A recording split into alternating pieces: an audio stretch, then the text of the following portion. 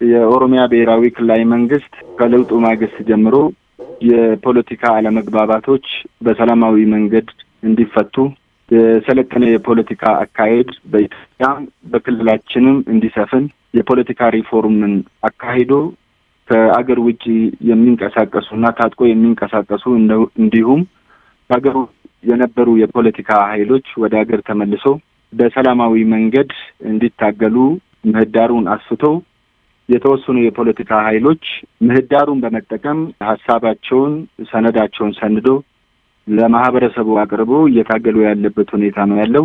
በዚህ ተጻራሪ ደግሞ ኦነግ ሸኔ የተሰጠውን እድል በሰላማዊ መንገድ እንዲታገል ህዝቡ ታግሎ ያመጣውን ለውጥ ተቀብሎ ሀሳቡን አደራጅቶ ማህበረሰቡ መሀል ተገኝቶ ሀሳቡን ለማህበረሰቡ ሽጦ የተደራጀ የፖለቲካ አካሄድ እንዲከተል ጥረቶች ተደርጓል። ነገር ግን ከዚህ ያልተላቀቀው በጠመንጃ አፈሙዝ ያልተላቀቀው በኃይል ፍላጎቱን ለመጫን ጫካ ገብቶ የማህበረሰቡን ሰላም አናግቶ ልማቱንም አስተጓጉሎ የተለያዩ ጭካኔ የተሞላባቸውን ድርጊቶች ሲፈጽም ነበረ። መንግስት ሽብርተኛው ቡድን አካሄዱን ትቶ ወደ ሰላማዊ መንገድ እንዲመለስ ብዙ ጥረቶችን አድርጓል።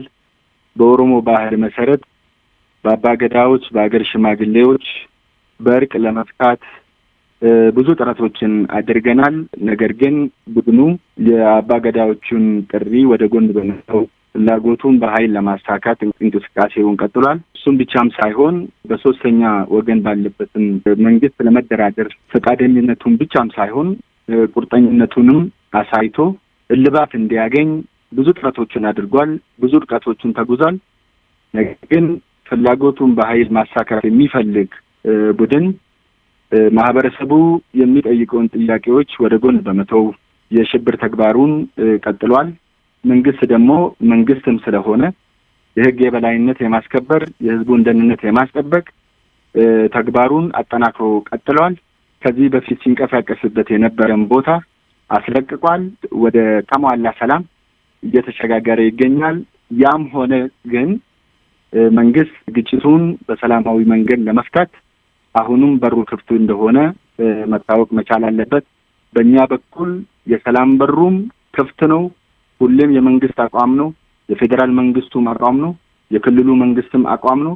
የአገር ሽማግሌዎችም ፍላጎት ነው።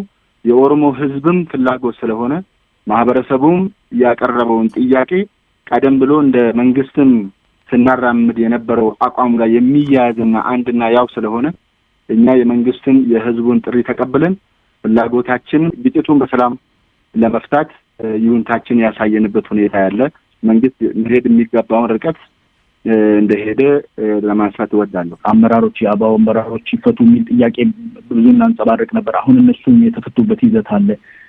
አንድ ሆኖ የነበረው ደግሞ በኦላ በኩል ያለው ደግሞ በጣም ዲቫይድድ የሆነ ነገርና በውስጡ ፍራክቸር ይታያል። እሱም ትረስት ዴፊሲት የሚያመጣ ነገር ነው። እነኚህን ፈቶ ወደ መወያያው ጠረጴዛ መመለስ ለህዝብ የሚታሰብ ከሆነ ትግሉ ለህዝብ ከሆነ አመራሩ የህዝብ ከሆነ ማንጸባረቅ የሚችለው የህዝብን አንደኛና ቀዳሚ ጥያቄ መመለስ ነው። ይሄንን ጦር መሳሪያ ግጭት ከመሐከላችን አውጡ፣ ግጭቶቻችሁን በፖለቲካዊ ጥያቄ መልሱልን፣ በፖለቲካዊ በሰላማዊ መንገድ መልሱልን። አት አወር ኤክስፔንስ እኛን አጥፍቶ የሚመለስ ጥያቄ የለንም። እኛ ነው ህዝቡ የኛ ጥያቄ አይደለም ነው የሚለው።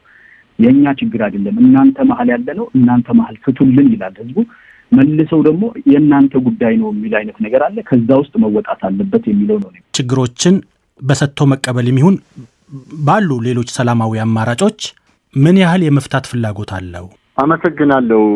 ቅድም እንዳልኩት ብዙ ጥረቶችን እንዳደረግን ቅድም ገልጫለሁ። በኦሮሞ ባህል መሰረትን ለመፍታት ያደረግነው ጥረት አልተሳካም። ሶስተኛ ወገን ባለበትም ቦታም ተደራድረን ለመፍታት የሄድንበት ጥረት በሽብርተኛ ቡድን አልተሳካም። በእኛ በኩል ያለው ግልጽ ነው። አንደኛ ይሄን አሸባሪ ቡድን ጠመንጃ አስነክሶት ጫካ የሚያስገባው ጀስት ኮዝ አለው ብለን አንልም። ቀደም አቶ ጅሬኛም ሲያነሱ የነበሩት ሀገራዊ መግባባት አልተፈጠረም፣ የዲሞክራሲ ስርዓት አልተገነባም፣ ሀገረ መንግስቱ የሚሉ ነገሮችን አንስተዋል። እኛም ሀገረ መንግስቱ ተገንብቶ ተጠናቋል የሚል እሳቤ የለንም።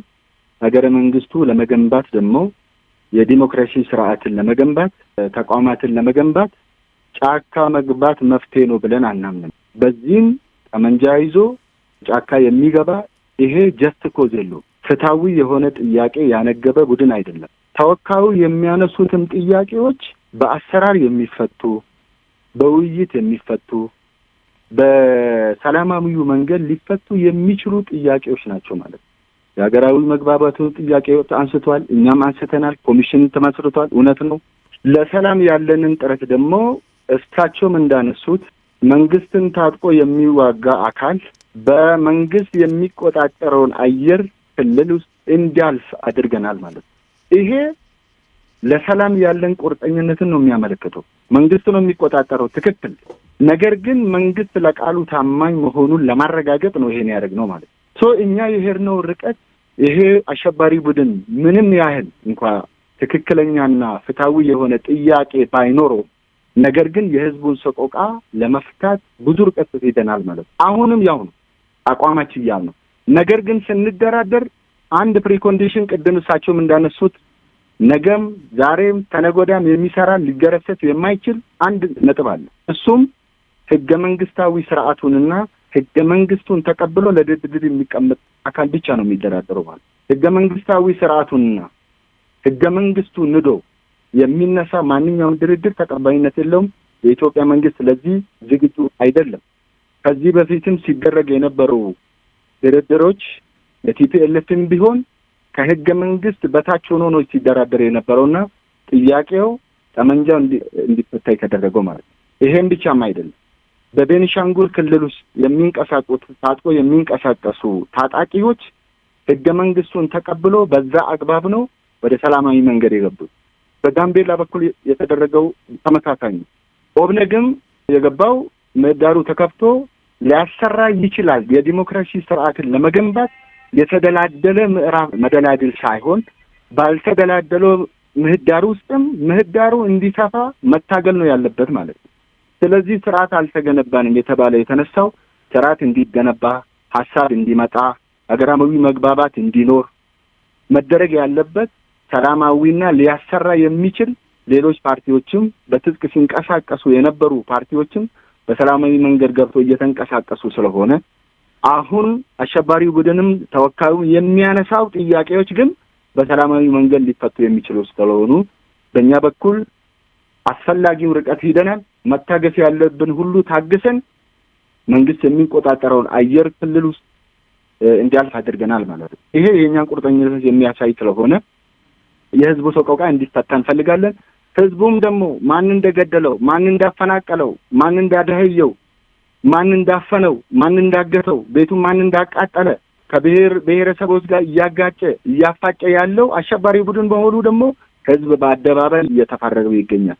ህዝብ እየተዋጋው ነው ይሄን አሸባሪ ቡድን። ስለዚህ ወደ ሰላም የሚመጣ ከሆነ ከነሱ አካል ሰላም የሚፈልግ ከመንግስት ጋር የሚደራደር ተደራድሮ እየገባ ያለው አካል አለ ማለት ነው። እነሱም አንድ አይደሉም። ምዕራብ ያለው ሌላ ነው፣ ደቡብ ያለው ሌላ ነው፣ ማዕከላዊ ኦሮሚያ ውስጥ የሚንቀሳቀሰው ሌላ ነው። እያንዳንዱ የራሱን ፍላጎት ሁዶ የሚደራደር ስለሆነ መንግስት ደግሞ የዜጎችን ሰላም የሀገር ደህንነት ለማስጠበቅ አንድም ሰው ወደ ሰላማዊ መንገድ የሚመለስ ከሆነ እሱን ተቀብሎ ወደ ሰላም እየመለሰ ይገኛል። ከማዕከላዊ ዞን አዛዡ ጋር በሰላማዊ መንገድ ሊገቡ ከመንግስት ጋር እየተወያዩ ይገኛሉ። የደቡቡም ደግሞ ከመንግስት ጋር ይደራደራሉ የሚል ከሆነ እኛም ለነሱም በራችን ክፍት ነው። የምዕራቡም ደግሞ ከመንግስት ጋር የሚደራደር ከሆነ ለነሱም በራችን ክፍት ነው። እኛ ማድረግ የሚገባን ማንኛውም አካል በሰላማዊ መንገድ ለመታገል የሚፈልግ ማንኛውም ሶስተኛ ዙርም ይሁን አራተኛ ዙርም ይሁን እስከ 100 እስከ 1000 ዙርም ተደራድረን ሰላም ማውረድ እንፈልጋለን። ይሄ የመንግስት አቋም ነው። መልካም። የነዚህ የሁለቱ ኃይሎች ወደ ሰላም ንግግር መመለስና አለመመለስ በራሱ በህዝቡ ላይ የሚያሳድረው ተጽዕኖ ይኖራል። ይህ እስከምን ድረስ ይሆናል? ምናልባት እርስዎ በተለየ ሁኔታ የሚመለከቱት የሚያነሱት ነገር ካለ እድሉን ልስጦት። አቶ አያና አይ ቲንክ አቶ ጅረኛ ከዚህ በፊት እሳቸው የሚደግፉት አካል ከቲፒኤልኤፍም ጋር በምን ያህል ቅርበት እንደሰራ በጦርነቱ ጊዜ የምናውቀው ነው።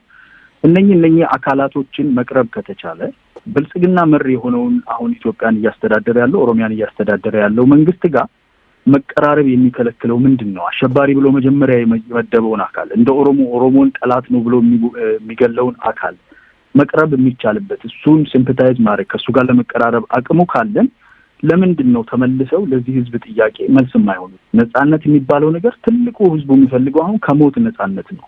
የመሰንበት ጥያቄ ውስጥ ገብቷል ህዝባችን እና ይሄንን ቫልዩ ሰጥቶ በአላማም ደግሞ ህገ መንግስቱ ሙሉ በሙሉ ተተርጉሞ አሰራር ጥራት አለ እያልኩኝ አይደለም። ግን ህገ መንግስቱ በማዕቀፍ ደረጃ በስትራክቸር ደረጃ የተሟላ ስትራክቸር አለው እነኝህን ጥያቄዎች ለማስተናገድ የሚችል ማሻሻያ እንኳን ቢደረግ ራሱ ህገ መንግስቱ ውስጡ የማሻሻያ አንቀጾች ያሉት ነው፣ ንዑስ አንቀጾች ያሉት ነው። እሱን ተጠቅሞ መፍታት ይቻላል። የኤሊት ባርገኑንና የፖለቲካል ሴትልመንቱን ይሄ በምክክር የሚመጣውን ነገር ወደዛ የሚወስድ አድርጎ መጠቀም ያስፈልጋል። ህገ መንግስቱ መሻሻል ካለበት የሚያሻሽለው የራሱ ያለው መዋቅር ነው፣ ራሱ ውስጥ ያለ ነገር ነው። ሙሉ በሙሉ እንዲተረጎም የፖለቲካ ምህዳሩን ማስፋት ውስጥ ለምን አይመጣም? ለምን ወደ ምክክር ከህዝብ ላይ አንደኛና ዋና ጥያቄያችንን ለምን አታነሱልንም? እንደ ህዝብ አካል